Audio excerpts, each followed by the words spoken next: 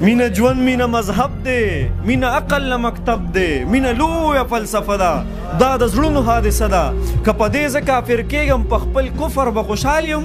زما یار زما ایمان دی، زما یار زما سجده ده، د جانان سترګې چې نه وي نه کعبه نه مدینه ده. مینه حسن باندې نه ده. که بلال په تا مین شو نو ستا حسن ستا دلیل دی په بلال چې ته مین شوې دی کې لویه فلسفه ده. مینه رب سره اسمان کې دوه په دوه مباحثه ده. مینه په بوراک کې چې په خپو کې د جانان مې غوړېدلې وزر پروت دی. مینه نیمه شپه کې د خپل یار سره رشته ده. مینه یخ بادونه نه دي ابراهیم علیه السلام. مینه یخ بادونه نه دي، دا د اور یوه لمبه ده، دا چې سرې به سر کې وینې دا په مینه شین جنت دی. غرغنډې چې پرې بلیږي او دننه شنه باغونه، دا سبل څه نه د نمرود دور کیسه ده. مینه څه ده، مینه څه ده، دا په ځمکه اسمان نه ده. بس چې ځان درته سینګار کړي، د غنمو یو دانه هم پیغمبر په ځان مین کړي. مینه دومره لیونی شي د غنم په بدله کې جنتونه کړي قربان.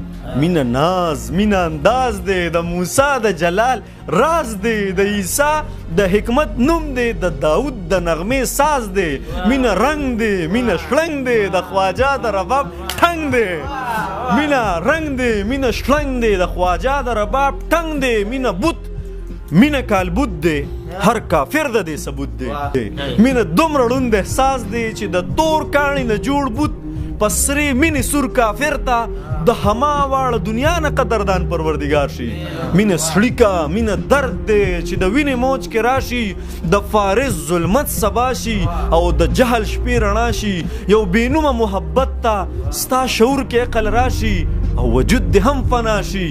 ای زلمیه ستا په مرګ به محبت د ژوند بقا شي.